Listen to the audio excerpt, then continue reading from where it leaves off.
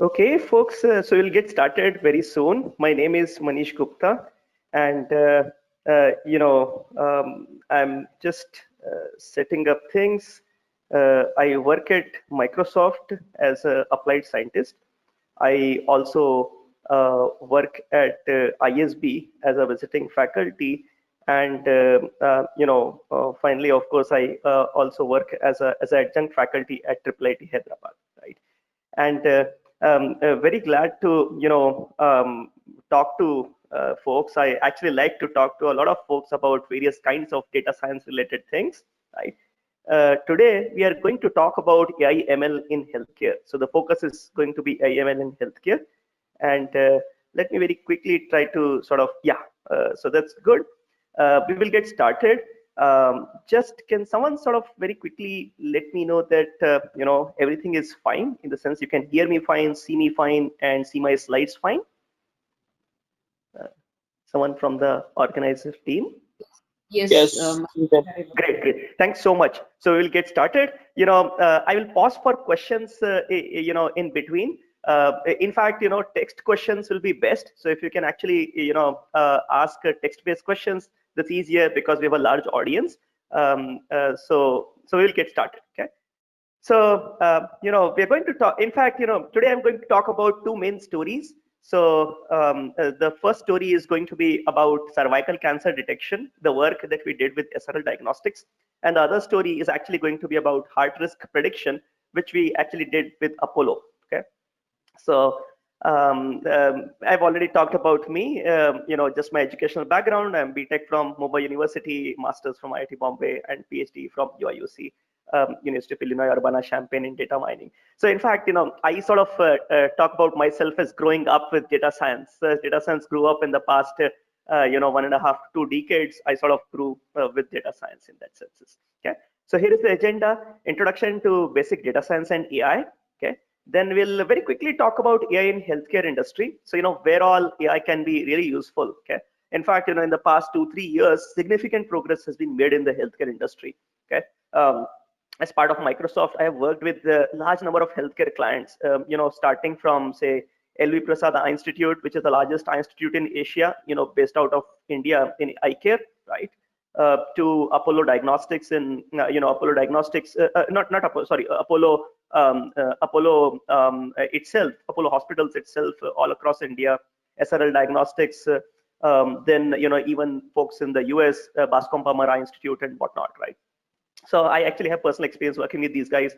But of course, there are many other people who are working in this healthcare domain, health AI and healthcare domain, right? So, and the two stories which are the main focus of the talk: cervical cancer detection and heart risk prediction. Okay. So, so I'll quickly, just to talk about, what is AI ML and various kinds of things. Yeah. Essentially, so give me a second. Yeah, I probably should have. Uh, so Kalpana, any quick thing to sort of take care of these transitions and so on? I did not realize that. yeah, transitions. You need to click on mouse click. You just remove the below option. Remove that. Thanks so much. Thank you, Kalpana. That was really That for helpful. Yep. slide. Okay. Yeah. So very quickly, I'll just talk about what is data science. Data science is really anything and everything to do with data, right? Deriving insights from data. So essentially, it is about it is. I mean, at the core, see, at the core is always mathematics, but that doesn't mean you need to know mathematics and statistics.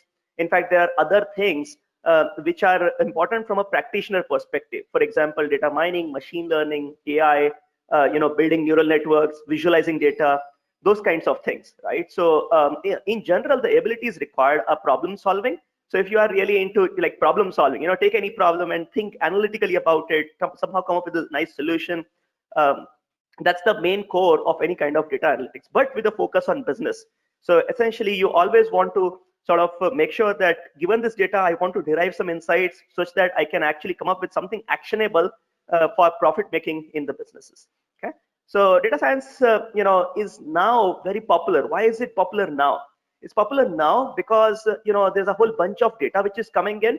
So suddenly there is everything on the web now, right? So whether it is structured data like Excel kind of data, or unstructured data, or data from sensors, data from from social networks like Twitter and so on. There is insane amount of data which is available now.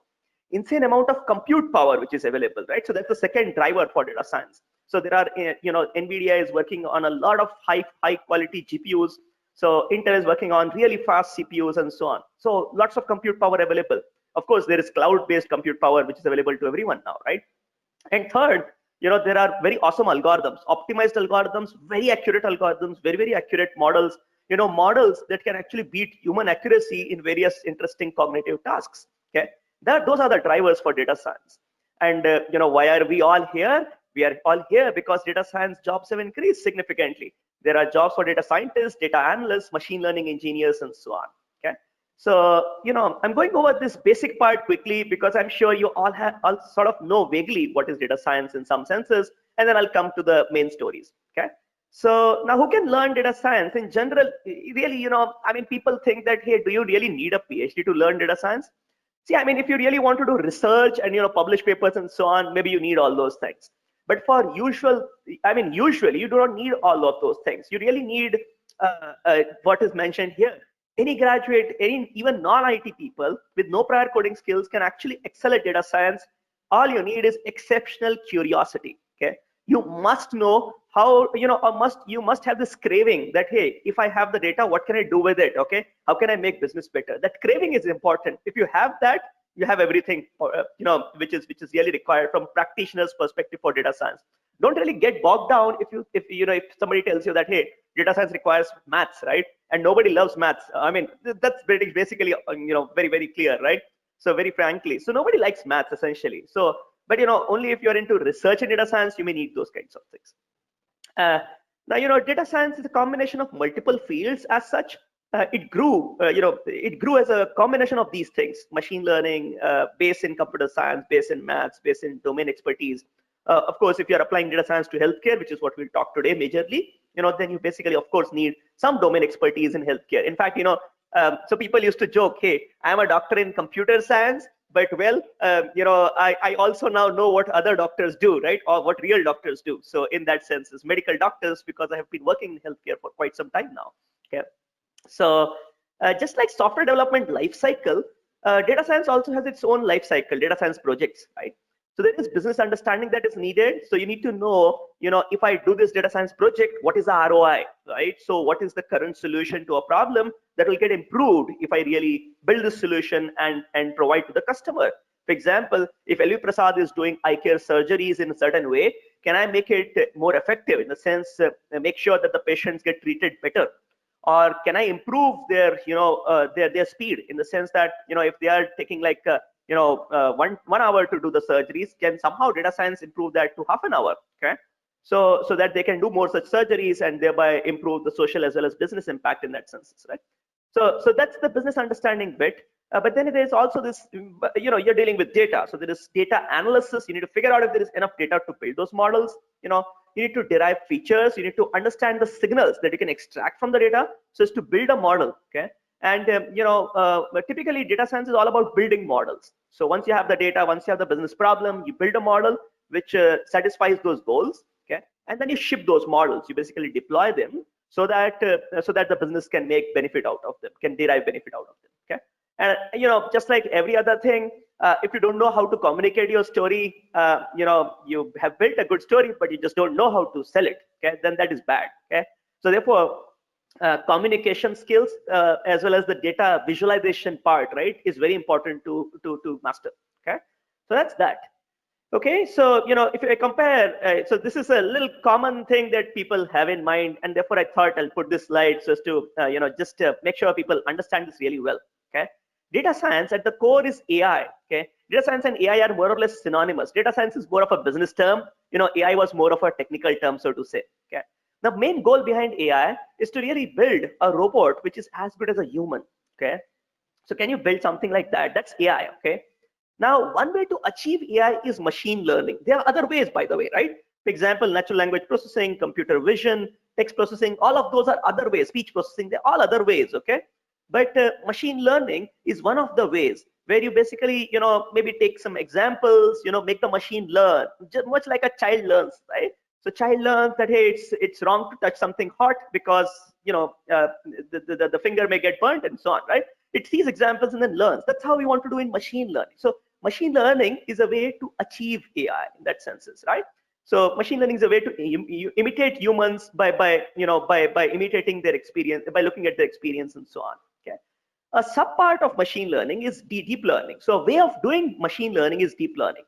So I'm sure everyone by now has heard about deep learning or neural networks. Okay. So of course there are many other ways of doing machine learning. For example, building decision trees, building nearest neighbors, and many other kinds of things. Deep learning is one way of doing machine learning. Okay. So prominently based on artificial neural networks. Okay. So why artificial? Because the real one is right here, right? So artificial neural networks that way. Okay. So that's one thing I wanted to make clear, how these terms are related, because I'm sure you have heard them across many places. Okay. Now again, I'll basically just skim over this thing.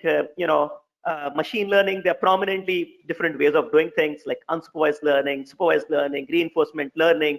At least vaguely you should know these terms. But if you take this course nicely, you will get to know really what it means. Okay. So again, I mean, today's session, the focus is really healthcare. So I'll not go into details of these kinds of things, but actually move on to real healthcare. Okay. But after giving you a little bit of intro about, what kind of problems can you solve with data science, right? How do you distinguish yourselves from, say, just a software engineer, right? So I'll give you an example. Okay. So let's say you work in income tax department. Okay.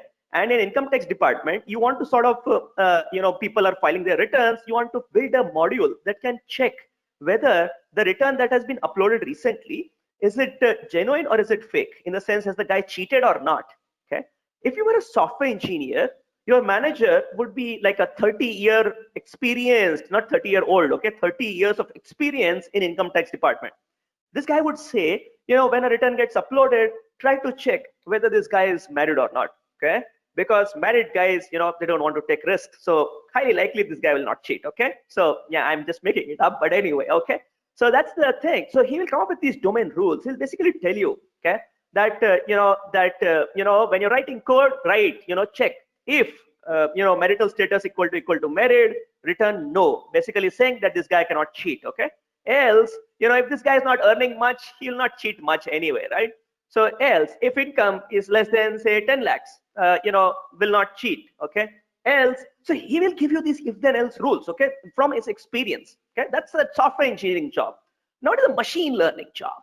Machine learning job means, this guy will give you like 100 cases of people who cheated, 100 cases of people who did not cheat.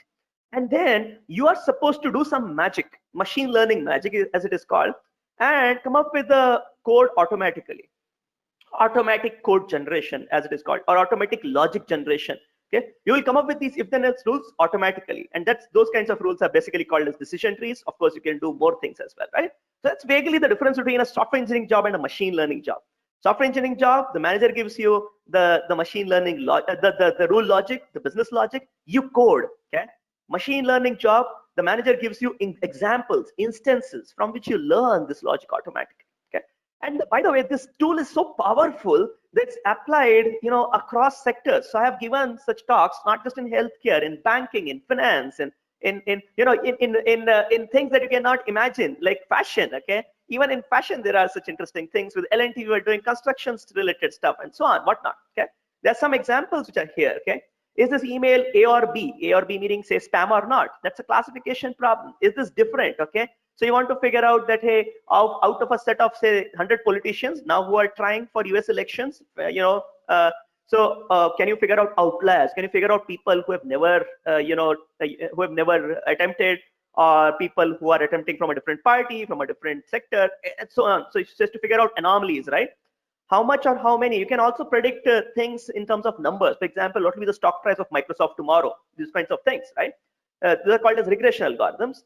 How is stuff organized? So machine learning is also about, for example, I have lots of photos on my phone. How can I organize them better? How can I group them better? Okay, those are called then as clustering algorithms. Okay, what should I do next? So in the sense that, say, if I'm reading a set of articles, on news articles, how can the news app recommend the next article to me? Which next news article should I read next? Okay. These are all very interesting machine learning data science problems. Okay. And as I was talking, data science has applications across, healthcare, e-commerce, manufacturing. I've just listed a few use cases here with few sectors here. But if you talk to me, I have like stories to tell, lots of stories to tell in each of these sectors. Okay, so that's that. Now, that was some basic introduction to data science, AI, machine learning, things of that kind, so as to just kick off the session. Okay. Now, any questions you may have at this point? So, we have like time for like a quick 1 or 2 questions. Any questions that you may have very quickly? Okay. Yep. Yeah, good. So guys, as I told you, data science is all about being curious. If you are not curious, that doesn't work, folks. Okay. You have to be curious. You have to always, be fighting to understand, what is the thing that this data helps to convey. Okay. That's the idea. Okay. Anyway, so moving on, I'll talk about now AI in healthcare industry. So first of all, a little bit of intro into, why do you need AI in healthcare industry? Okay. So the idea is as follows. Let me give you a little bit of, overview of healthcare in India. Okay. Estimated cost of universal healthcare delivery in India in pre-COVID era. Okay. This is all pre-COVID, is about 1,700 rupees per person per annum in India. Okay. That's the cost for treating people in India. Okay. 1.4 million doctors exist. 74% of these doctors, mind you, are in urban areas. Okay. Remember, in school we sort of studied that 30% of India lives in cities and 70% lives in villages. Okay. But only 20% doctors are in villages. Okay. So that's that 28%, right? So in fact, these kinds of stats exist in rural MP, Madhya Pradesh. There was one physician per 7,870 people. Can you think of it, right? So if out of these 7,770 people, right, even like if 1% people, feel sick, right? I mean, this guy has like 78 people to treat every day. Okay. Well, there was one physician per 834 people in the urban area. So urban areas are very, very well to do. All of us understand that, right? Out-of-pocket private payments make up 75% of total expenditure in healthcare. So this is very unlike developed countries, okay, where most of the payments are actually made by insurance. Okay. In India, a whole bunch of payment is made by people themselves, not by insurance. Okay. So that's important. And then there are other kinds of perennial problems in India. Kickbacks for referrals. All of us have faced this, right? You know it or not, you believe it or not, referrals, right? Every doctor has some, something with some commission set up with some guy and so on. Irrational drug prescribing. If you have an insurance, I try to not tell people that I work for Microsoft, because otherwise, people know that I have an insurance policy thanks to the company. Irrational drug prescribing and unnecessary interventions are commonplace. Okay, that's the interesting part. Now, in such a thing, there's a whole bunch of business opportunity through which AI/ML can actually make changes. Okay, and I'll very quickly talk about these things. Now, what has changed in the past 5 years? Past 5 years, large availability of medical data has started to flow in. Okay, now of course, if you ask me that, hey, do I have awesome kind of medical data available right now? Not really. But compared to 10 years back, it's much better, man. I mean, 10 years back, people had paper files everywhere and anywhere. Now, at least the registration data is online, right? Not online, but in computer systems, digitized in some senses, right? And many other things are digitized. That's the nice part. Okay, high accuracy of AI methods. So so AI has progressed significantly. I must tell you, in the past 5 years, not just that there is more craze to actually apply AI methods to businesses, but the amount of research work that is going on, the speed has increased tremendously. Okay, so very large speed. Okay. Cheap availability of high compute power, as we talked, optimized algorithms, as we already talked, and the last important point, huge funding. Okay, there's a huge funding through VCs. So angel investors, VCs who are investing into healthcare, also government agencies, a whole bunch of government agencies. So for example, in India, the government agency which really takes care of these innovative aspects is Niti Aayog. So Niti Aayog has been doing a whole bunch of work in healthcare also. Okay. So a whole bunch of people, in fact, I also sit on the Bureau of Indian Standards, BIS, earlier, which used to be called as EGMARC. So we are actually designing standards now for AI. Okay, that's the government committee on AI. Now, there again, there has been a whole bunch of thought process in terms of how to standardize and say that an organization is AI. Just like you have those standards, ISO standards and whatnot. So there are going to be standards in terms of certifying organizations as AI centric and so on. And there's also focus on healthcare there. Okay. Now, these are primary use cases in AI. And again, I'll only talk about two in in pathology and in heart risk. But there have been a whole bunch of ways in which AI has impacted healthcare already. Okay. So robot assisted surgery. So how can you have AI make decisions that a robot can actually use so as to do a remote surgery where maybe there is a real doctor sitting far away geographically, but guiding the robot how to really perform the surgery. Of course, it involves robotics. It involves a whole bunch of decision making. So many things that doctors do are subjective in nature. For example, let me tell you, I was talking to an oncologist. Oncologist is this, guy who does cancer stuff. So, and these oncologists say that, when we are trying to treat a cancer through radiation therapy and so on, there are oftentimes gray areas in the sense we know that where is the tumor to the extent of 80%. So when we are doing radiation therapy, actually we might be really killing like 20% of good cells. Okay, it's just that there is this subjectivity which is there, especially when locating, say, the 3D shape of the cancerous tissue. Okay, so can AI help there? So in fact, as Microsoft, we actually built a system such that you can actually model 3D model the presence of using CT scans and so on, combine those scans so as to actually come up with a nice 3D boundary of that tumor things, and then do a more precision, high precision radiation therapy in that sense. Okay. There's also virtual nursing assistants. So, online recommendation systems that get the symptoms and try to explain to people what could be the diseases or what could be the possible, medicines and so on. Administrative workflows can be made better using AI ML. So for example, can you forecast the wait times in different departments in a hospital, which is what we did with LV Prasad actually, right? So if patients have to wait at various places, then can you sort of optimize those wait times? If you can measure them, you can optimize them, right? So first step is to digitize them, measure the movement of patients inside the hospital, and then also try to optimize them, right? Fraud detection. Fraud is a very, very big thing in healthcare. Healthcare fraud actually goes in billions of dollars actually, right? Worldwide. So as Microsoft, we have actually worked in Singapore and in US with a lot of companies, with a lot of hospitals to come up with the fraud. Hospitals and insurance companies to come up with to detect fraud cases. Right? Dosage error reduction. So in a ICU, a doctor may yell at his nurse and then say, "Hey, give me that 5 ml injection," and the nurse doesn't really hear for whatever reasons, fatigue or whatever, and she gives a 2.5 ml or a 7.5 ml injection. Right now, can you reduce these dosage errors? Have the simplest thing is basically put up some sort of a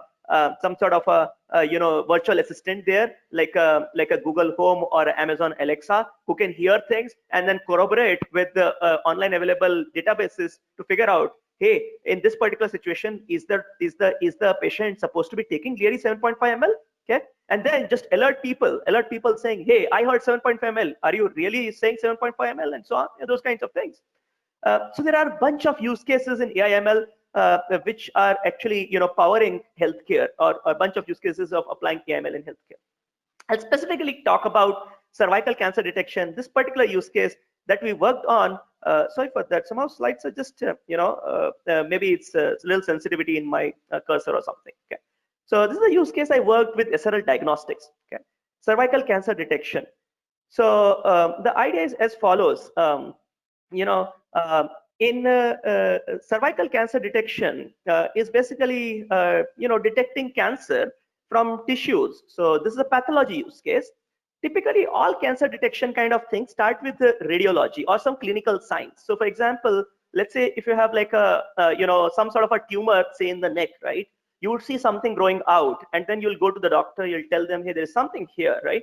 Doctor touches it, tries to figure out what's going on, and then they suggest you to undergo a radiation therapy. Okay, so after a radiation, some sort of a CT scan or a MRI scan and things of that kind. In the scan, in this radiology scan, you'll get to know that there is some tumor. Okay, to figure out whether it is cancerous or not, doctors basically tell you undergo biopsy, and that's basically pathological diagnosis. Okay, you do a biopsy and then you figure out whether it is cancerous or not, because then doctors take the biopsy sample, put it on a glass slide, the microscopic glass slide that we used to do in school, right? And under the microscope to see and figure out whether there is cancer or not. Okay. Now, interestingly, for cervical cancer, the idea is that the screening also happens through pathology. Okay. Of course, you take the sample and then you smear it out on a glass slide, and the sample is actually analyzed under the microscope. And this is the screening test. In some senses, of course, this test is actually recommended for all females of age greater than 40, every year. So now, so since it's a screening test, the idea is that it has to be done in high volumes, okay? And the qualified doctors to do this are not in plenty. There are very little doctors of this kind, okay?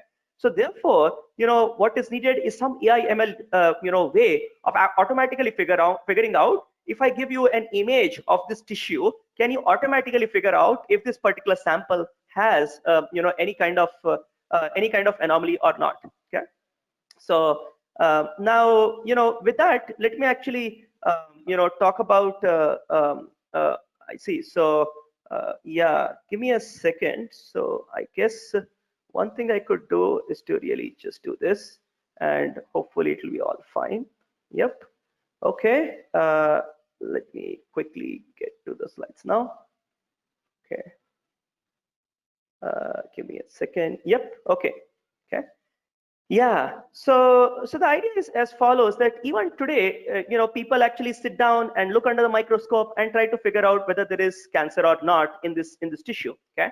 And there is a particular way in which you take the sample, you basically make a glass slide out of it, and then scan it so that you can actually observe it on your laptop. Okay. In fact, when I worked with SRL Diagnostics, I visited their Mumbai lab and actually saw this process happening. They take the sample, they cut it. I mean, there was a tissue. I mean, I'll not name the organ and whatever, but they do it for all pathological tissues, right? They cut the thing and then they get the right sample. They put it on the slide. They actually, stamp it in some sense in the glass slide using paraffin wax and whatnot. Okay. But then they take the image, and finally, what you have is an image. Okay. So now, interestingly, this task is not just because of business volume and so on. There's a social impact also, which we had when we took up this project.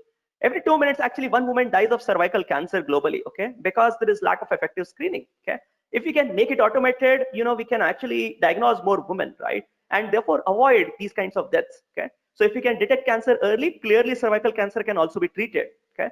So, the other problem also is that there's a whole bunch of subjectivity in the decision. Hey, this sample, some doctors may say this sample is close to cancer. Some doctors may say it's not really so close to cancer and so on. There's a lot of subjectivity. Can we remove that subjectivity by doing AI/ML? That was the question that we had in mind. Okay. So why automated diagnosis? Because of volume. There's just so many slides that are prepared, but not enough doctors to see them. In fact, I will tell you that, hey, a Dubai center of SRL Diagnostics, they actually have a center in Dubai. Okay. There's only one pathologist out there. So in fact, slides are flown from Dubai to Mumbai. Mumbai lab has more doctors. Of course, whatever doctors, but Mumbai doctors actually evaluate those slides. The slides are then sent back on the flight, after 2 days of evaluation. And then, the patient in Dubai actually gets the diagnosis after 3-4 days. Okay. So if you had enough doctors or somehow AI/ML enabled doctors there, you could do things faster. Okay. Okay. So, of course, there's a lot of related work in this domain. There's a work in medical imaging. People have used medical images to treat various kinds of things, like retinal medical imaging, where we also worked. Okay. But breast cancer based imaging, cardiac imaging, whatnot, right?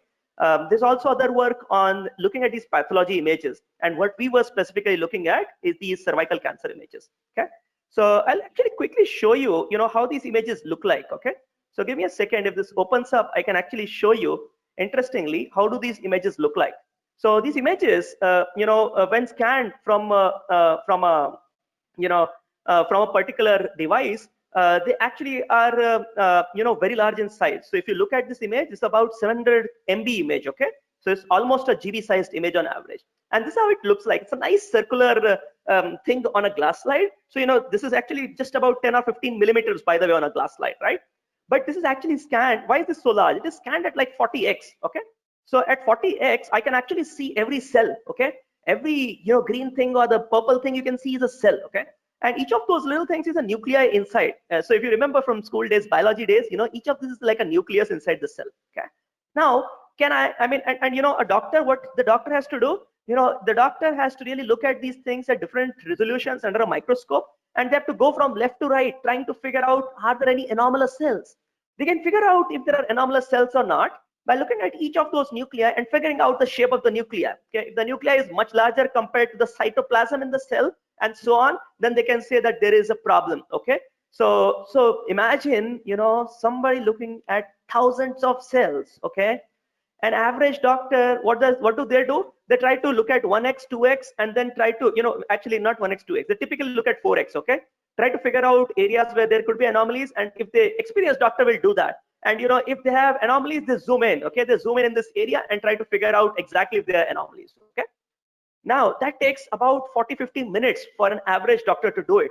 Can I reduce that time, is the question that we had in mind. Okay, and therefore the solution we came up with is the following. We basically said we have the entire image. Okay, this image is very large in size. Okay, as I showed you, this image, you know, you can see here 43,000 by 43,000 pixels. Okay, we are, by the way guys, we are talking about gigapixels. We are no longer in the megapixels domain. This image is a gigapixel image. Okay, can I take this image and pass on to any machine learning classifier? Well, I cannot do that honestly. Okay, because you know, it's just too large. Therefore, what I do is to partition it. I tile it. Okay, and what do I mean by partitioning it? So, you know, I'll show you this. Okay, I divide it into different partitions or tiles like this. Okay, once I partition the image, I take those partitions, each partition, and then run my classifiers. I basically say that, hey, I have a region classifier. My first content region classifier just tries to figure out whether, you know, this particular region is the cellular region, in the sense, you know, inside this large circle that you see, versus external region. Okay, so remember, I need a classifier because oftentimes this cellular region may not be perfect circle as you see here. Okay, so, you know, in fact, what you see on the slide is much more real. Okay, so you see something like a circularish thing, but not exactly circular. Okay, so I need to figure out areas which are, you know, which are in this, which contain cells. Okay, then I try to figure out noisy tiles. Okay, so, you know, if you look at it, some of those tiles are noisy, in the sense even doctors cannot decide based on this tile or on this small region whether the person has cancer or not. Okay, for example, these. Okay, and there are many reasons for these noisy regions. Okay, these noisy regions could be noisy, could be like this because of various things. For example, blood stains. Okay, which is the natural reason. Okay, there could be other reasons. For example, you know, when you are taking this scanning the image, there could be scanning defects. Okay, even the glass slide could have pen marks. Somebody might have marked something, or scratch marks if the glass slide is old, and so on. Many reasons why particular areas in the slide are not useful. So I remove those noisy tiles first. I mean, in the second thing.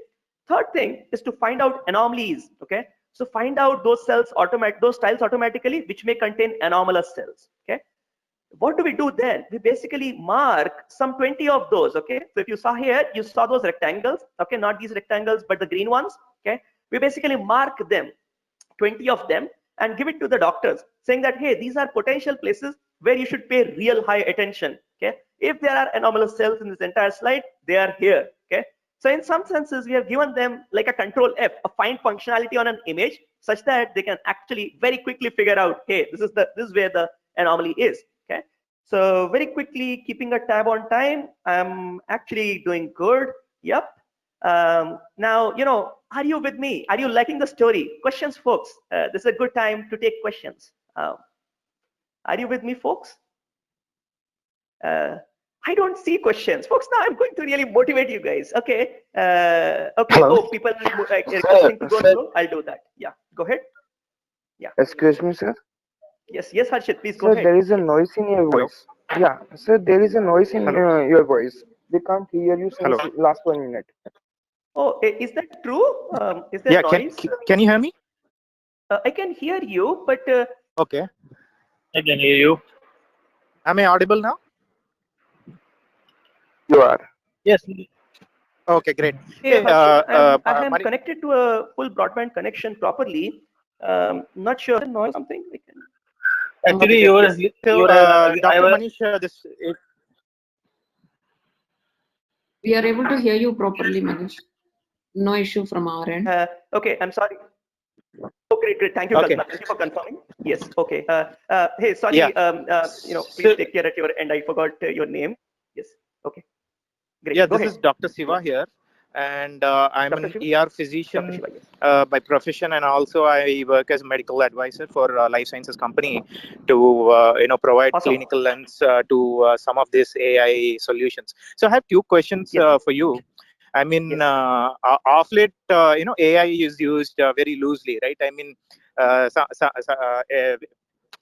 somebody comes up with a solution or technology tries to prove it, then people call it's not AI, right? And it is an RPA.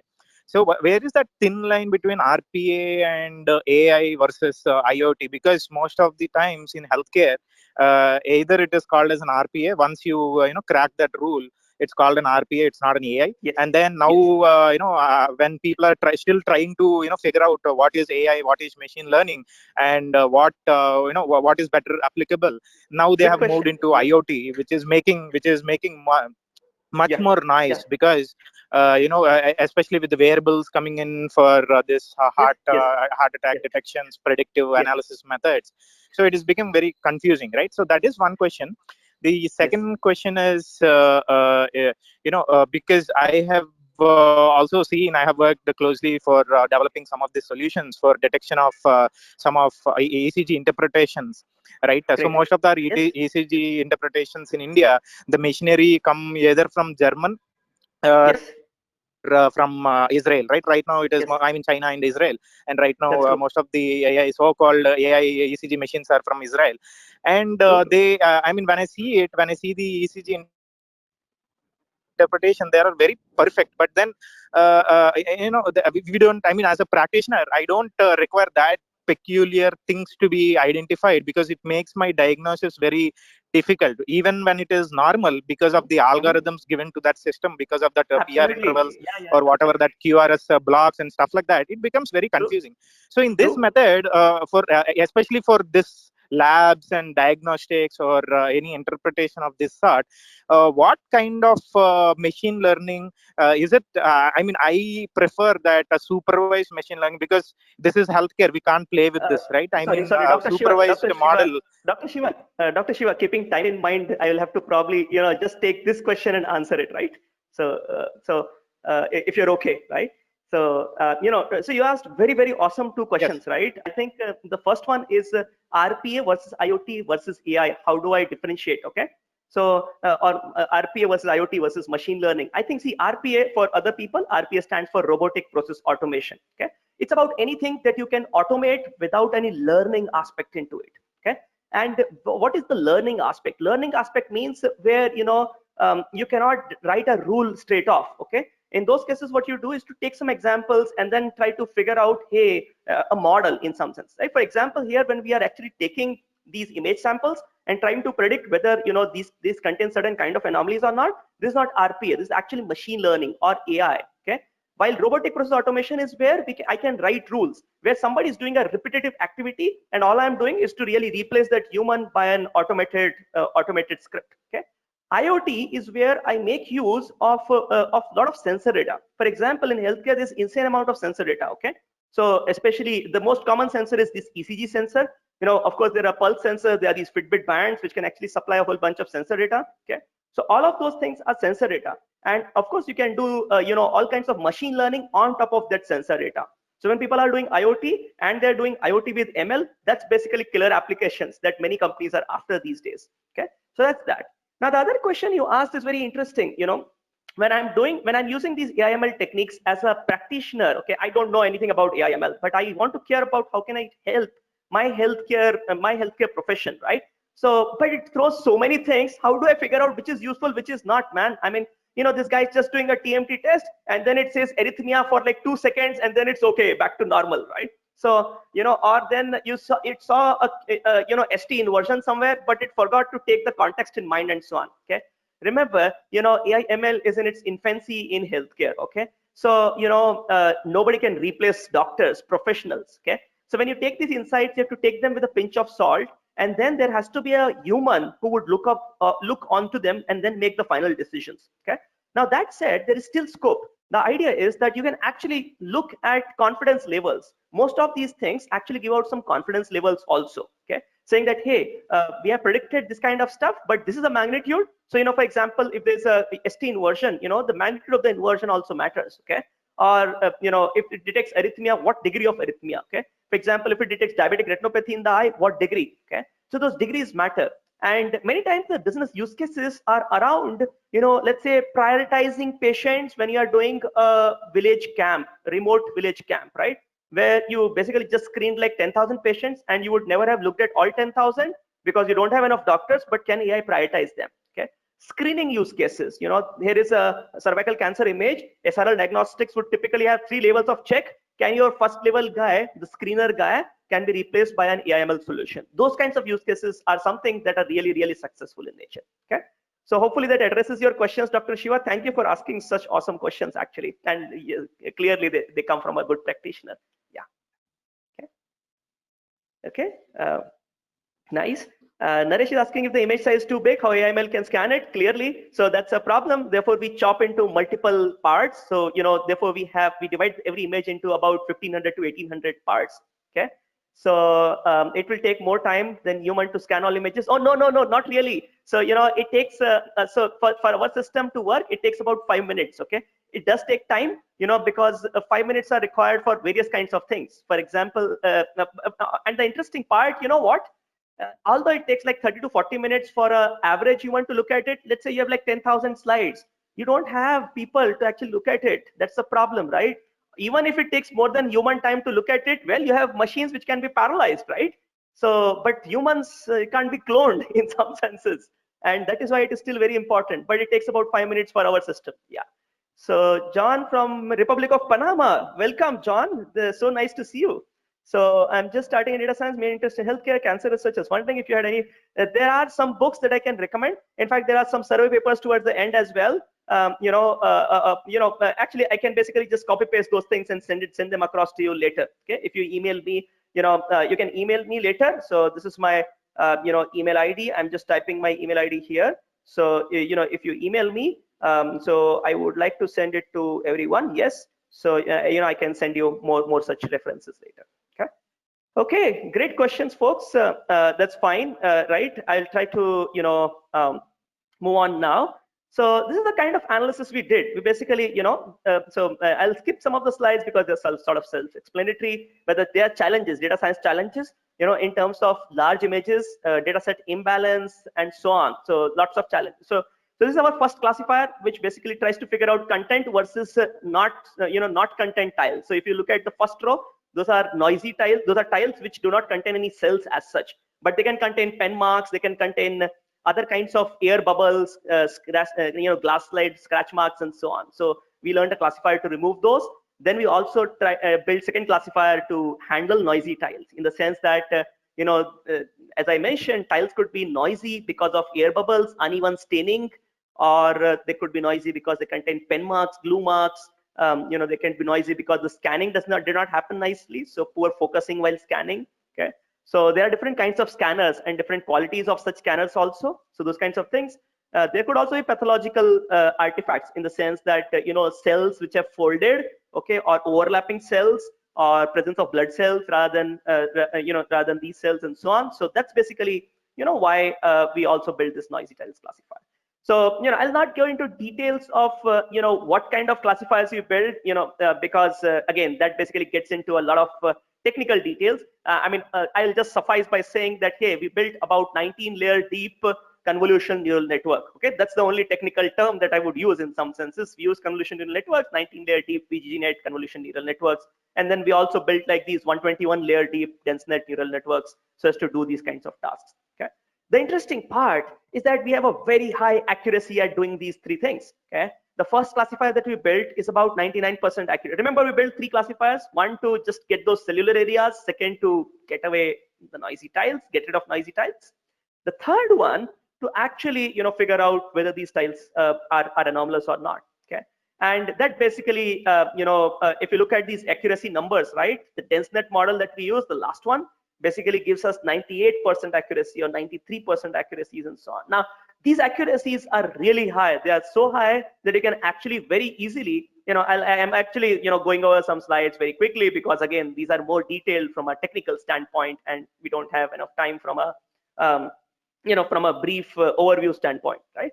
So they are practical in nature. Actually, SRL doctors will love these kinds of accuracies when we present it to them that, hey, we can actually, on an entire image, if you have like about, 1,000+ tiles, we can actually figure out whether each tile is anomalous or not with very high precisions. Okay.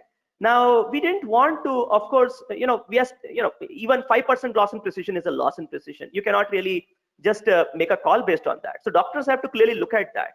And that is why the solution that we built was to mark things, give them markings of high probability anomalous regions, and then tell them that, hey, these are the top 20. If you look at them, that's enough. If you look at them and everything is normal, you can certify the case as normal. Of course, the second level doctor will have to actually go over everything and do the job nicely, diligently. Okay, but at least the screener part can actually very quickly just screen and then say that, hey, these are these are normal versus these are not, very very quickly. Okay, so these are some visualizations of what the model sees when it sees the images. So you can actually also figure out the model is making sense in some senses. Okay.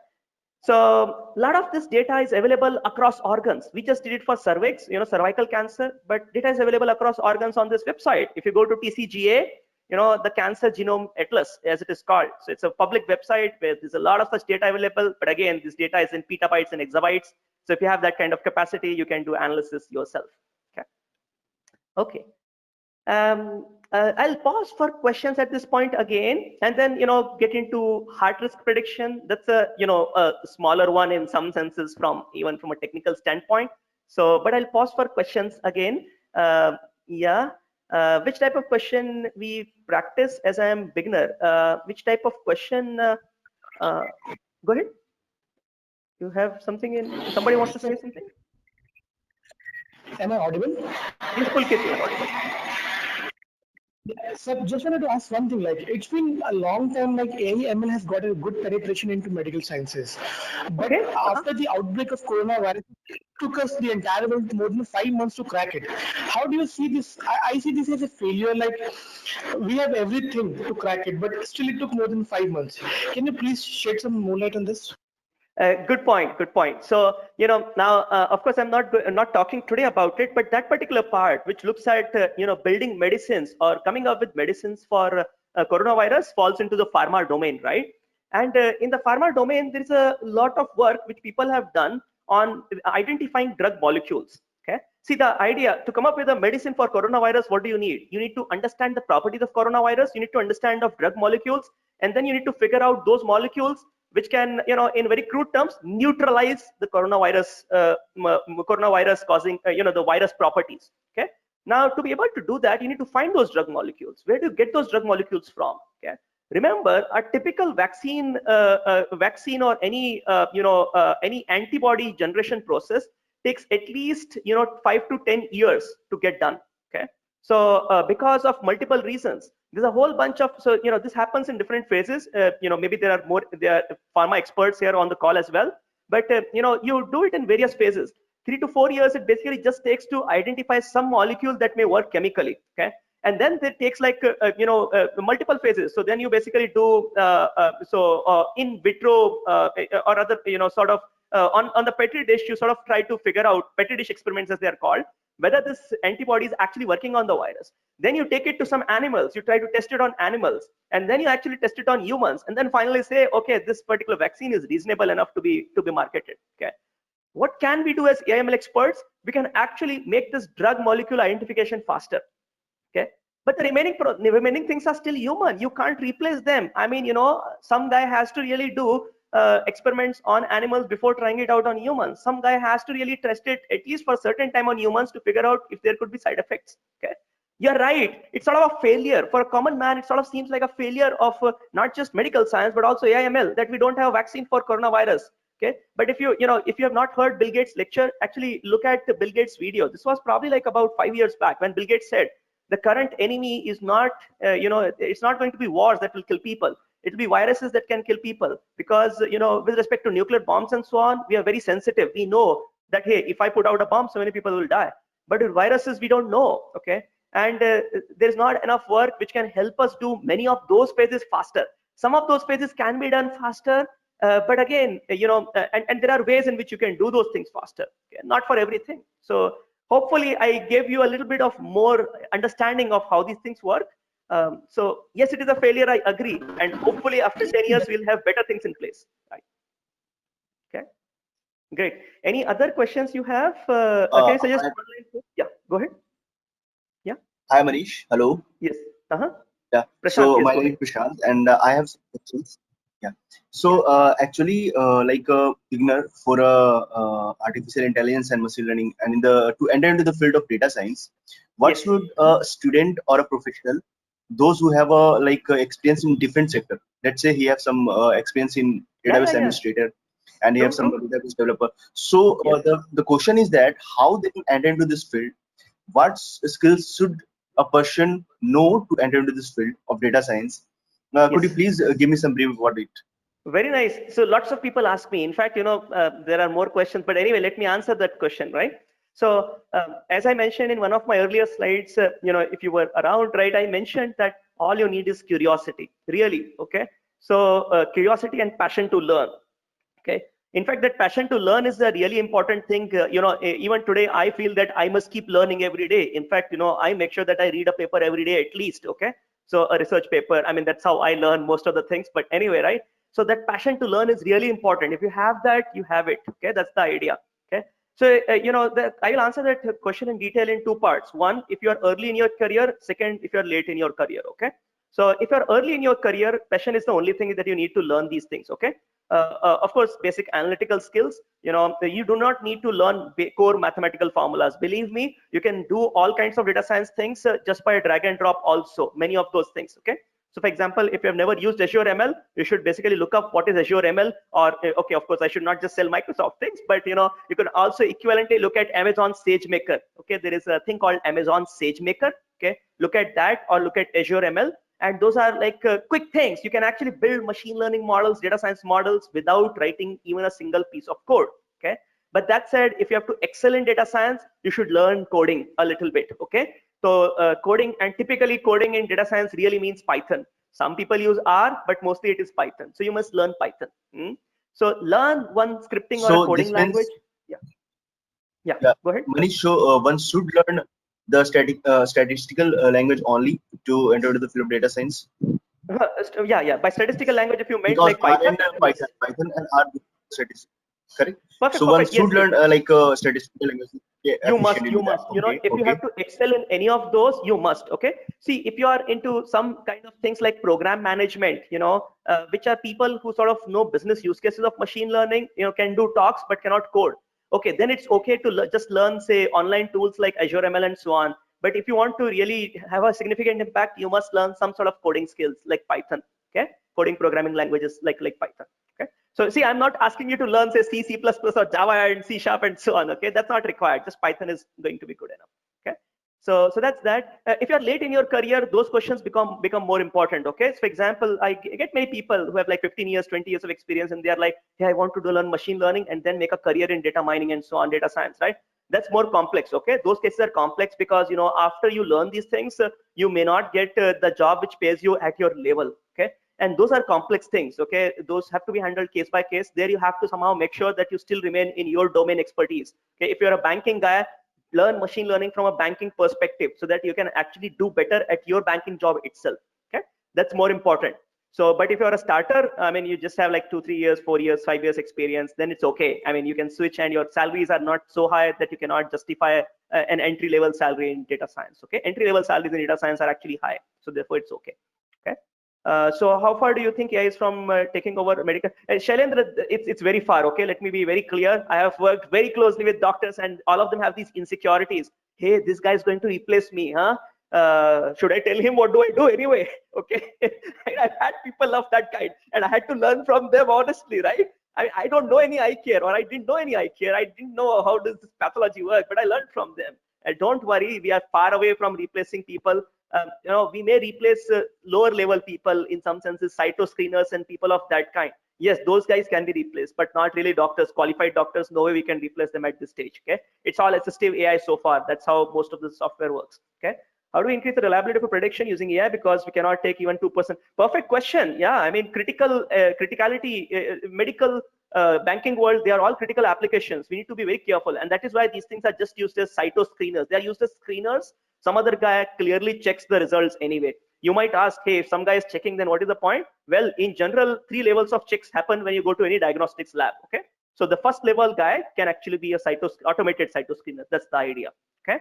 So, or you build other kinds of use cases, like you prioritize things so that with a high probability, you know, in our case, you know, with 100% probability, we could say this chart basically shows you that, you know, if you have like 20 styles that are being shown, with 100% probability, we could say that we have caught an anomalous style. Okay, that's the idea. Okay, so therefore you design the use cases such that you can guarantee 100% accuracy. Of course, you cannot guarantee for per prediction, but you can guarantee 100% accuracy when you have like multiple predictions. That's the idea. Okay, so now it's not always possible in all use cases, and therefore you basically just try to build some sort of some sort of things from a screening perspective. Okay. So that's that. In today's fast-growing AI world, how much time do you think a fresher will take to reach the position in which you serve right now? Oh, Shailendra, actually it takes a lot of time, honestly. See, the idea is I have grown with machine learning and data science. I mean, I've been into this area for like, 2005, so almost 15, 16 years now. Okay, so it takes quite some time to reach this stage, honestly. But that said, you know, you can start somewhere, and there are multiple stages, right? There are many people who work with me and so on. So reaching there is not really that big, you know, that difficult in that sense. How to get job in data science for one from teaching field? A very nice question. You know, if you want to just teach in machine learning or teaching data science, clearly you need to know it much better than the students can understand. Okay, that's the best part of teaching. I love teaching because that makes me learn really well. Okay, that's actually my strong reason. That's why I'm in academia as well as in industry both. Honestly, okay, that's from the core of my heart. And the only way you can excel in teaching data science is to really know much better than any of your students. That's the only way that I can tell you. Okay, and the way you do that is to start from today. Allocate time to learn seriously, to look at things very seriously, and therefore progress. Okay, what is the difference of data science and AI? Yeah, I mean, see, typically data science and AI are just buzzwords. I mean, both of them mean the same thing. AI is the technical term, data science is the buzzword. Okay, those things that you mentioned, finance, healthcare, are applications of data science, so to say. Okay, domains where you can apply those things. And AI, yes, self-automation, Google, all of those are parts of AI. As I mentioned, even RPA, I will call as part of AI. Anything that makes a robot work like a human is AI, effectively. Okay, or also equivalently called as data science in the business world, in some senses. Machine learning is a subpart of AI. Deep learning is even a smaller subpart of AI. Okay. Thank you for the informative session. My question is, accuracy and precision AI can detect than human brain? Yes, it can. Okay, since you asked this question, I'll digress a little. But in NLP, in natural language processing, there is a benchmark. It's actually called as the GLUE benchmark. Okay, just search for GLUE benchmark online. It contains various natural language processing tasks like co-reference resolution, identifying question answering. So if I ask you a question, who is the president of India, and things of that kind, very complex tasks. And people have already built models which can actually beat humans. Okay, let me tell you, even on these complex tasks, we have reached human parity. Okay, in fact, people have reached human parity on such complex tasks that they came up with a new benchmark called as super glue. Okay, where they can actually do better than humans, on more complex tasks. Okay, so that's that. Okay, so can I join machine learning company straight after my BTech in CS? Yes, you can, if you have the right skills. If you took electives like machine learning, data science, and so on, yes, you can. Okay. How can I join health industry as an engineer? If you're an engineer, yes. See, Apollo Hospitals needs to build a data science team. Okay, more or less every hospital will need a data science team at some point or the other in next 10 years. Okay, so keep that thing in mind. Jobs are going to be in plenty in the healthcare sector, especially in data science. Okay. So if good data science, people will get you. For example, I did not know any health thing, man. I'm just a computer science doctor, but people helped me, or got those cases to me because healthcare guys don't know data science. So it's a win-win for the two. Okay. How can a student after BTech join the auto AI domain? Basically you have to have some sort of experience in AI. Take some AI courses. Either you had electives in your college, or essentially you join courses of this kind. So you join Innomatics and essentially learn here. see what things we do at Innomatics is to really give you a nice path to learn. Okay, there's so much out there, yaar. Matlab, itna, even after 15 years, I feel that I have a lot to learn. Okay, because the thing is growing significantly rapidly. Okay, then you need somebody to show you the path, what to learn in what sequence, and make you disciplined. So if you learn by yourself, my kid is crying, I have to my wife is saying, we have to basically go to the weekend grocery shop, we have to basically go to Mumbai for a travel tour, or Paris, or whatever, right? Discipline is needed, folks. So essentially that is why these institutes, like Innomatics, can actually help you come up with the right path and have that discipline to learn. Okay, so invest into guided learning and a more disciplined learning. The scope of data science in content writing and copywriting. Kirti, I've worked on law use cases, legal use cases, where drafting those legal documents and understanding particular clauses in legal documents that can be contradictory or dangerous. All of those things, yes, they are useful. Content writing, right? Okay, so I work at Microsoft, and we build the Microsoft Word editor. Okay, and also Microsoft PowerPoint. If I can actually give you a lecture on 2 hours lecture on what kind of data science use cases we are imagining in Word and PowerPoint. Okay, so I don't know, yeah, I mean, I very I don't really show this demo very to a lot of people, but since you asked, right, I'm just opening Word, and if you give me like 1 second, I'll basically show you the kind of data science that we have put into automatically recording whatever I'm speaking into this Word document. So you see, I'm basically not typing, my hands are up. So speech to text is a really important part in data science, which helps in content writing.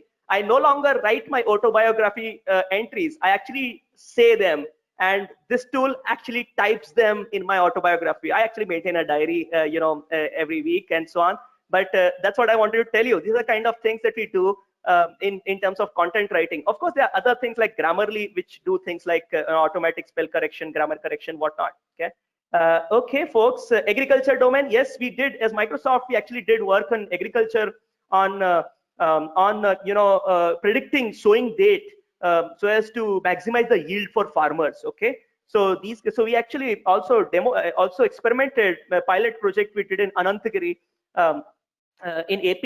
So Andhra Pradesh, we worked with Andhra Pradesh government on this one so as to do those kinds of things. Precision agriculture also is what we worked on. So basically, different patches of soil require different amounts of pesticide and water. So we worked on those use cases. Insurance domain, Manas, yes, use cases are in auto insurance. Actually, one of my group of students in ISB were working with this I forgot the car company name, but they're working to identify the cost for the accident. So if accident has happened, the customer shares photos. How can you identify what is the insurance claim that can be made, and therefore automatically figure out fraud if this guy is claiming too much and so on. Insurance also has other use cases in terms of the amount of money to underwrite. So essentially, so those, how much premium should be paid by this guy given, currently there are these rules that, hey, if this guy is very old, this guy is coming from a, if this guy is a soldier, high probability that this guy will die. So therefore the insurance value is very high. Okay. So, so those are rules, but can you automatically learn them, is what can be done using AI ML. Okay.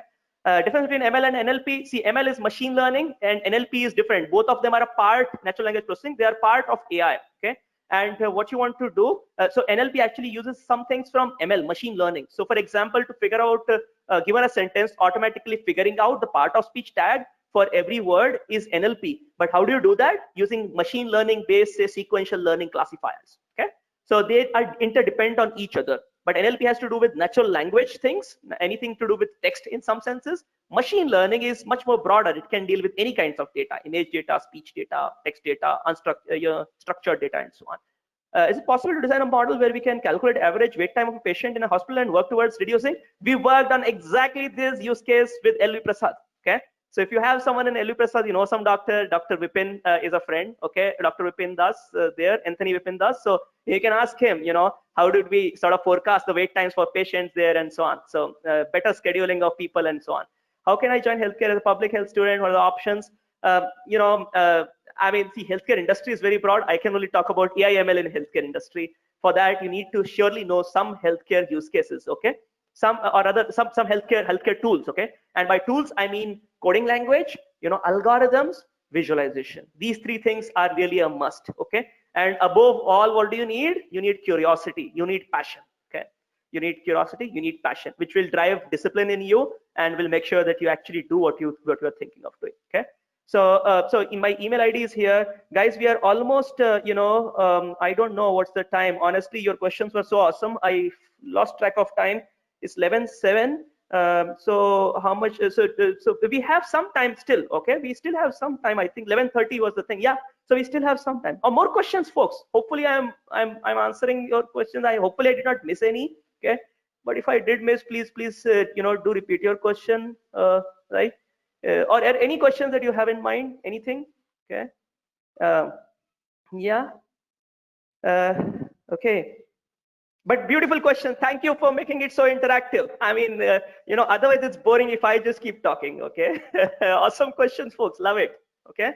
One guy asked me, what it takes to, how much time will it take to reach to my stage? Folks, don't really think of it. Okay. I mean, in a sense, think of it step by step. Having a goal is important. I agree. Having a goal is important, but think step by step. Okay. In fact, the way I take life is to basically always think it like, how can I be better than what I was yesterday? Okay. That keeps me grounded. Okay. Otherwise, if I think of, really high goal, it's very difficult. I have a goal. That's not the thing. It's not like I don't have a goal. I have a goal, but I always think this way. How can I be better than what I was yesterday? Competing with yourself is the best competition that you can do, honestly. Okay. So compete with yourself. Okay. Okay. Okay. Now, that's good. I'll move to the second use case. This work we did with Apollo. So, heart risk prediction. Again, I'll sort of pause after 15 minutes so that I can take more questions. Okay. It's 11:09. Pause after 15 minutes to take more questions. Okay. Okay. So, heart risk prediction. Okay. So Apollo had this problem. They basically said a lot of people come to us for healthcare check, health check. So executive health checkups in some senses. And they wanted that, hey, can we derive max out of the health checks? Okay, can we give better services to our patients? So they said we measure a whole bunch of parameters. If you have gotten executive health checkups done, they measure whatnot, right? They basically ask you to first fill a registration form where they basically include life parameters. By that I mean, height, weight, age,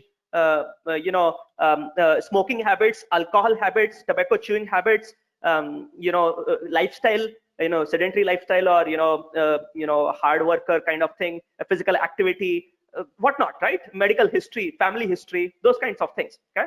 And of course, you undergo 1,000 tests, right? So therefore, you of course have those test parameters also. Can we utilize all that so as to predict in the next 5 years, will this guy get any cardiac issues? Okay. So technically it is called as CVD, cardiovascular diseases. Okay. And the buzzword is of course heart attack. Okay. But heart attack is just one kind of cardiovascular disease. There are many of them, right? So the idea was to figure out whether this guy, or predict, what is the probability that in the next 5 years, the guy will have a CVD, cardiovascular disease. Okay. Now the point is that why is this important? Okay. So this is important from multiple perspectives. It's important from a social perspective. Because you want to do good work for people, right? You want to figure out these things early so that the guy can be treated, the guy can be monitored closely. It is also important from a business perspective because Apollo wants more patients. So of course you can actually, if Apollo can suggest that, hey, you have a very high risk of heart risk in 1 year, you must come for a health checkup after 6 months. Okay, so that's that. So there is business opportunity also. There's a business angle to it as well. Okay. But well, I am after the AI ML angle. How can I actually do this better? Okay, that's the idea. Okay, so heart risk prediction. Now, was there a question in between? Sorry, I heard some static in between, but okay, nothing. Okay, so let me talk about this thing. Now, we were not the first guys to do this. Okay, honestly, there are these models right from 1998, as you see here. Okay, there have been efforts in terms of coming up with a heart risk score for a patient, given various parameters. Okay, what you see in this table are various parameters like age of the person, gender of the person, total cholesterol level, LDL, HDL cholesterol, blood pressure levels, diabetes or not, smoking habits. You see some of those things. So those factors are there. and there on the rows you see different models which are already available. Okay, these are names of models which are available. Okay, so sorry folks, can you please mute yourselves? Sorry. Yeah. So there are different models which are available which can do these predictions. Then why were we after building a model ourselves? We were after building a model ourselves because all of them, if you look at the second part, they are all US based or Europe based. US or Europe. There's nothing that is specific to India. And we basically observed that these kinds of models perform poorly for Indian population. I'll talk about those kinds of things, but here are these basic things that we observed. Okay. First, they have limited parameters. They just care about, say, 7 parameters. So, for example, the most common model is this Framingham risk score model. Guys, I request again, please mute yourself.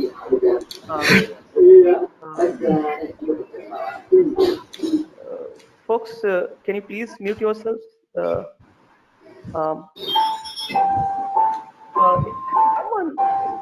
not on mute. Sort of pretty irritating. Yeah. Oh, thank you so much. Thank you so much. Yeah, I know, of course, it's unconscious, but thank you so much. Yeah, great. Okay. So, these cardiac risk scores, there are these problems that, hey, they have limited parameters. Framingham risk score is the most popular. So I actually just talked to a friend in Continental Hospitals here in Hyderabad. So I go there for health checkup, and I've been going there for like 7 years. I made a friend with a doctor. Yeah, and I asked him, hey, can you tell me my Framingham risk score? He's like, we never look at it. The system generates it, but we don't care about it because for most Indian population, that just doesn't apply. Okay. And I was like, wow, here is an opportunity. Okay. So in fact, of course, I mean, Apollo Hospitals also approached us. So we worked with them because they share data and whatnot. But the idea is they have limited parameters. They only take 7 parameters, and they do not have parameters that are of concern in India. In India, we eat a lot of oil compared to the US population. In India, many people chew tobacco compared to the US population. In India, smoking levels are relatively lower compared to the European population. Okay. So the value that one must give to these different parameters,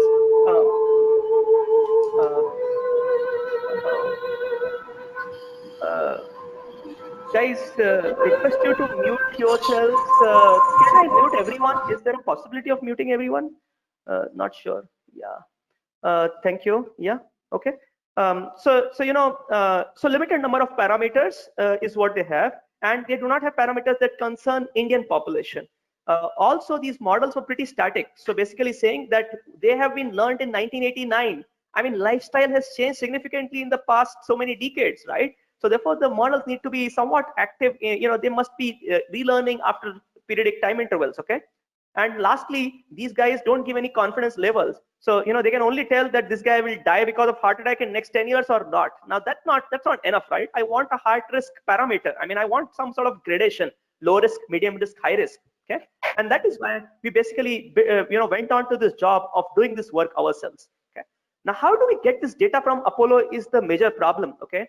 So Apollo had awesome data. So Apollo had data from a health check perspective, and lots of people go for health checkup. So lots of data, honestly. Okay. So, but the problem is health check data is generally considered as OPD, outside patient. Okay. And when a patient gets admitted for a cardiac arrest or any health issue, this person is an inpatient. Okay. Now there's an inpatient data, there's an outpatient data. You have to first join the two data. Okay. Many of you would be working in data integration, right? So you know the data integration problems. Okay, there must be a shared key at least to join. Okay, well, fortunately there was. But you know what? There were problems. So for doing machine learning, we need to know which particular health check patients had a heart attack in the next 5 years or did not have. Okay, because that's how machine learning models learn. I mean, you need labeled data in that senses. Now, how do you figure out whether this guy had a heart attack or not in the next 5 years? Okay. Well, you could also look at his inpatient history at Apollo, by the way, right? At Apollo, because Apollo does not have access to other hospitals. So nobody has access to other hospitals for that matter, right? Okay. So you look, and if you find this guy, yes, he came after 3 years for a cardiac pain, chest pain and whatnot, right? And we did maybe put a stent or whatever. So all of those kinds of things. So yes, that this was a cardiac case. Okay, that is a positive instance, that is good. But negative instances, you can't be so sure. Because maybe for health checkup, this guy came to Apollo. But if he had a cardiac problem, he would just run to the nearest heart hospital, man. He will not try figuring out where is Apollo. Okay, that's the point. So negative guys, we cannot be 100% sure that this is really negative data. Okay, that's the problem. And there were other problems also. So for example, when this guy came in because of heart attack, he probably did not remember his Apollo Health Check ID, man. So therefore he registered again and with a different phone number. And then there is no way to figure out that this patient is the same guy who actually came for health checkup at some point. There are these issues. Data science is not easy. Okay, even after you know data science, deploying or sort of doing data science in practice has many other issues besides technical issues. Okay, which you will learn over experience when you actually get into this area.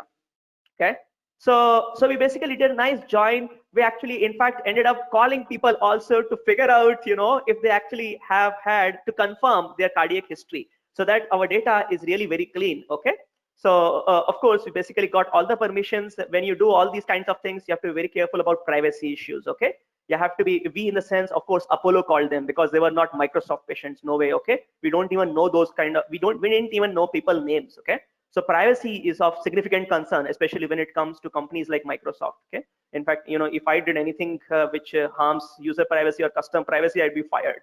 Okay, so anyways, privacy is an important thing we need to care for.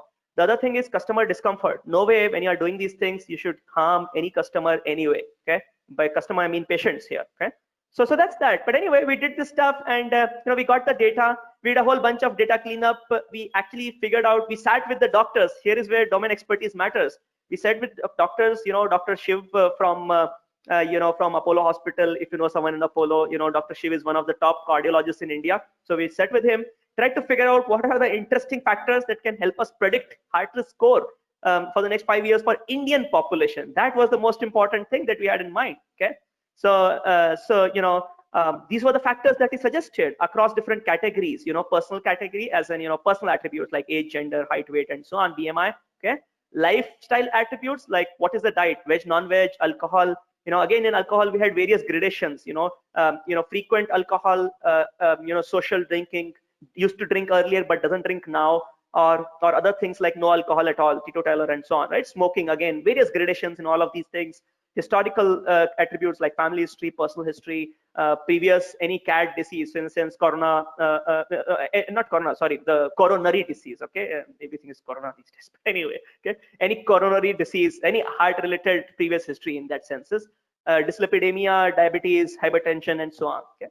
And also heart related attributes like heart rate. What is your heart rate? So many technical things, okay, which I also don't understand honestly. Those are medical things, but these guys told me that these are important factors you should care for.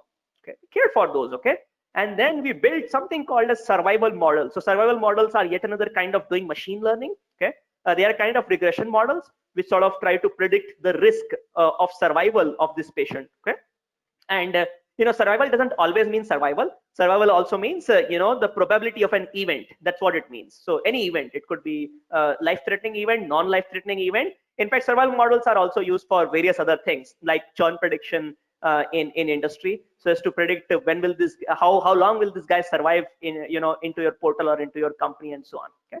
So we use these survival models. So there are a whole bunch of survival models which are available: Kaplan-Meier model, Allen model, Weibull model, and we built our own Microsoft joint longitudinal hazard model. Okay, so we use these factors, we use that survival model so as to come up with nice prediction scores. And what you see here is accuracy values. So what you see here is accuracy values. If you used more data, in a sense, not just clinical features but also lab data results. So lab data basically means using these things at the bottom, right? So cholesterol levels and creatinine level, eosinophils, whatever medical terms, right? So if you use those kinds of extra data also, you could reach up to 81% accuracy in terms of heart risk prediction in that sense. Okay, so on the way we also had very awesome findings that there is high correlation between hypertension and diabetes. We found that for about 50% patients they had both hypertension and diabetes. And the interesting part is for patients who have both hypertension and diabetes, risk of CVD is high, significantly high, cardiovascular disease. Okay, much higher than if the patient has neither or has just hypertension or just diabetes. Okay, we also looked at systolic versus diastolic pressure, and we figured that systolic and diastolic are these 120/80, right? Two pressure levels. So one of we looked at both of them, And then we found many things. An interesting finding was that chewing tobacco is more harmful than smoking for CVD, for cardiovascular diseases. Around 7 percentage points that actually increase the risk for a cardiovascular disease. So that's that. Again, higher BMI combined with either smoking or chewing tobacco actually increases heart risk even more, the risk even more. Okay, so those are interesting findings. Again, because of deep learning, we also thought, hey, can we combine these survival models with deep learning? And that's what we did, and actually saw an improvement in accuracy, further improvement in accuracy. Okay, so this thing we deployed at Apollo and partner hospitals. So we also did some pilot with another hospital.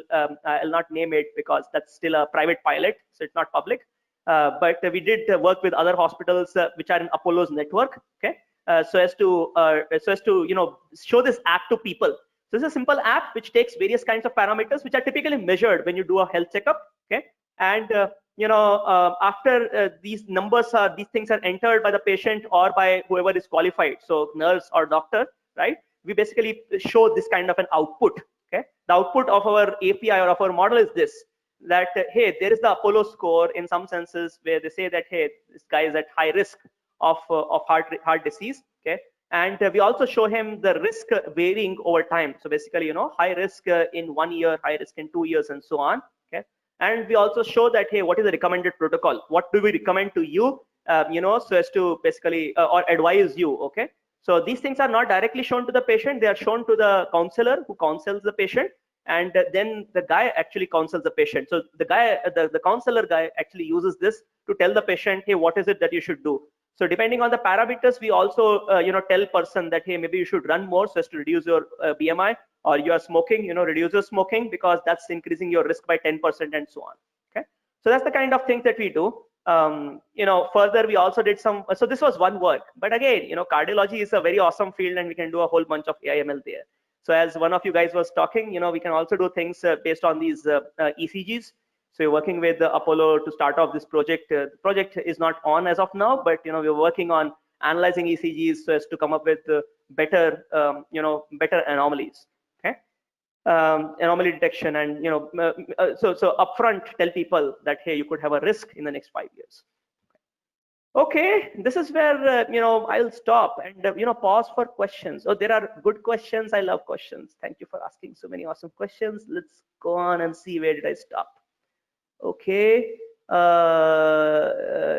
you have a also, is it? Yes, that is my website. But that is a lot of content. So if you basically want to go over like 200 hours of content, you can go that and do that there. Okay, then. I guess since it is our population, we have people of different ages.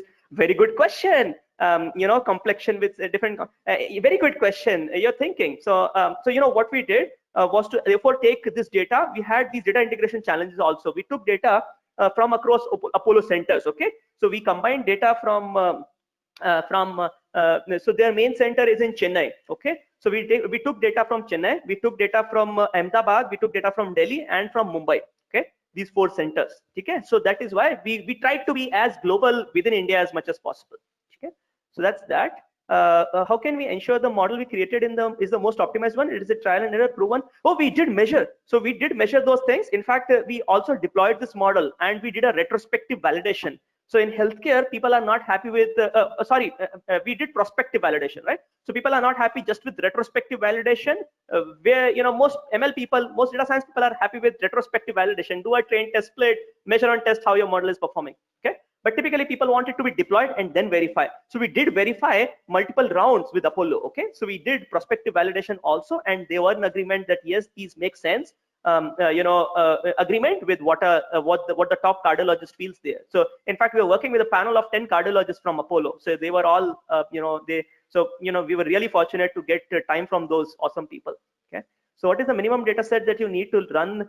Interesting point. See, the minimum size, the size of data set differs by the task. Okay. So for simple task, the size of data set is small. So it depends on 2 things: the complexity of the task and the variety in the data set. Okay. So for example, you want to figure out if, very simple machine learning task, you want to figure out whether this image contains a cat or not. Okay.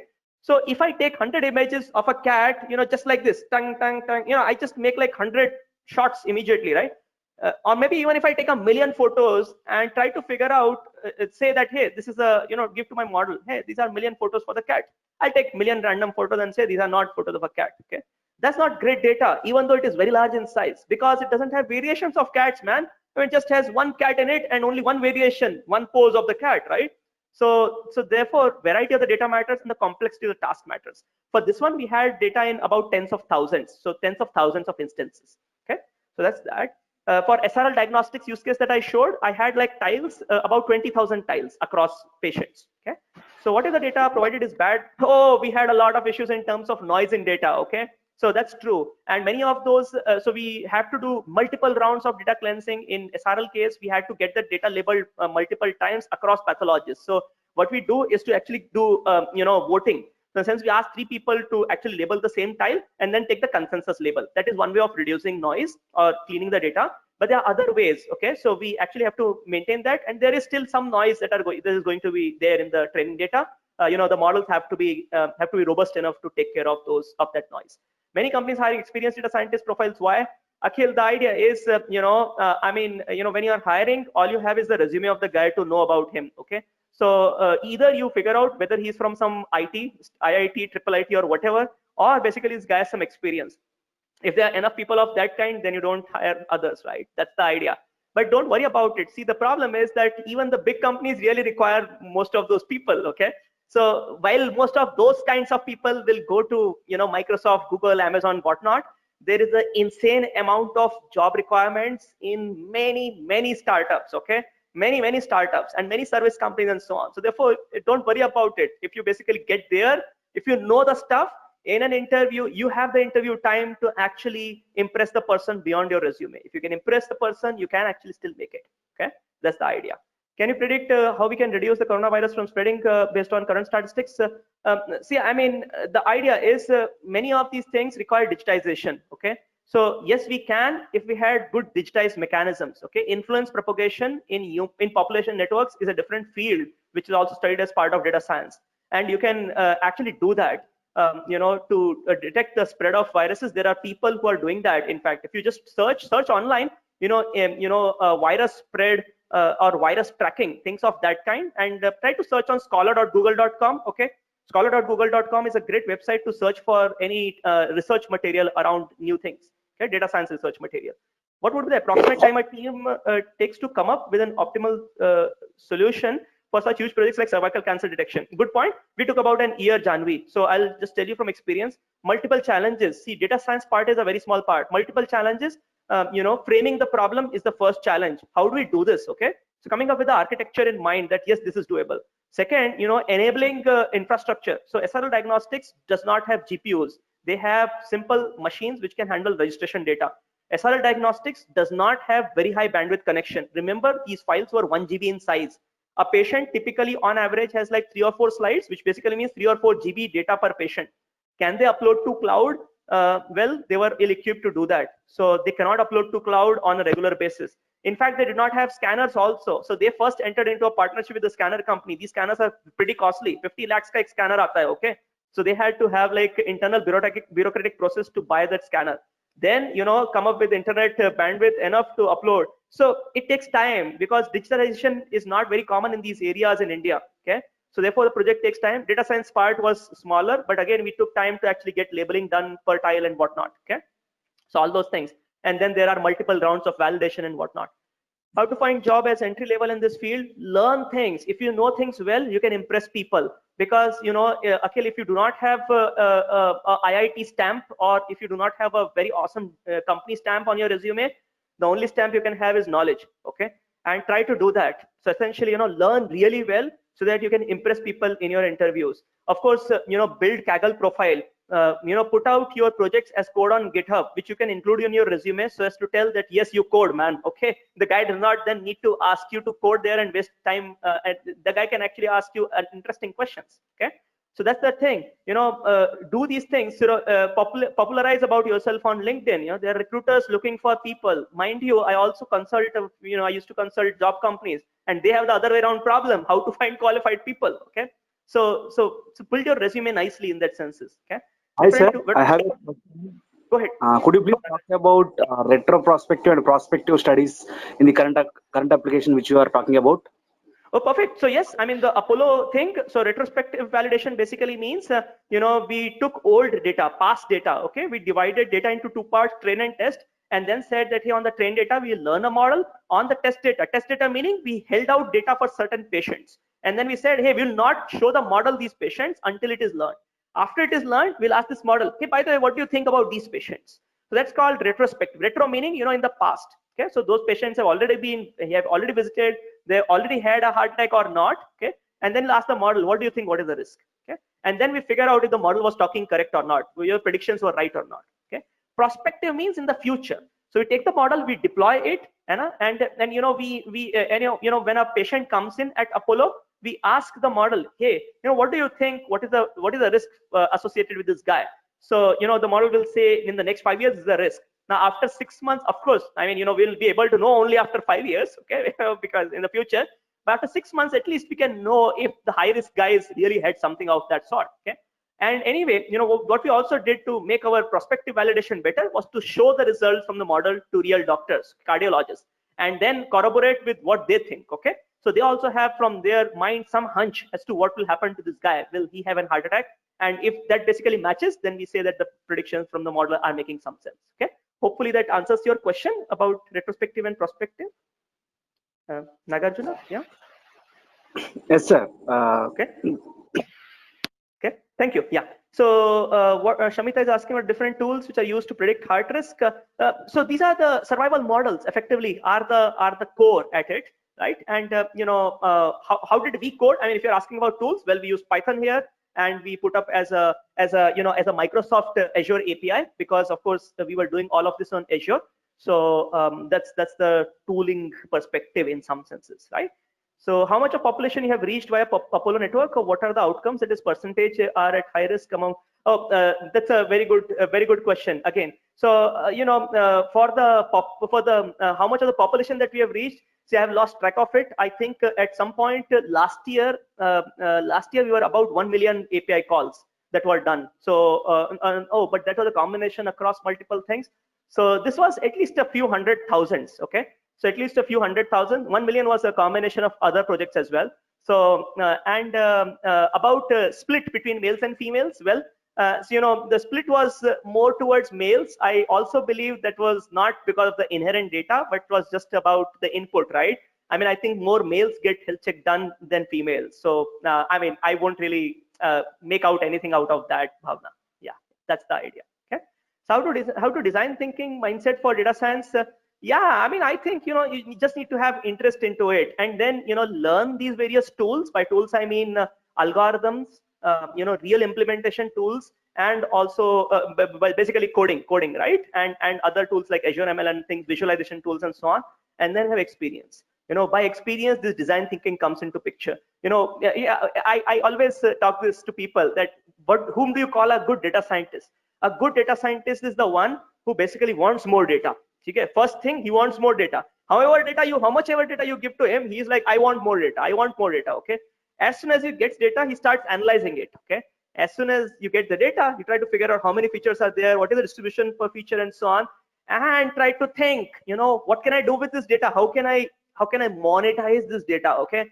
In a sense, that's basically a techno business guy. Okay. So essentially, from this data, what can I derive insights? How can I make profits in business? That's basically the mindset you need to build. Okay, that's the idea. But in prospective part, how do we make sure that it is bang on, or if it changes, or if changes are there, how do we have to revert, right?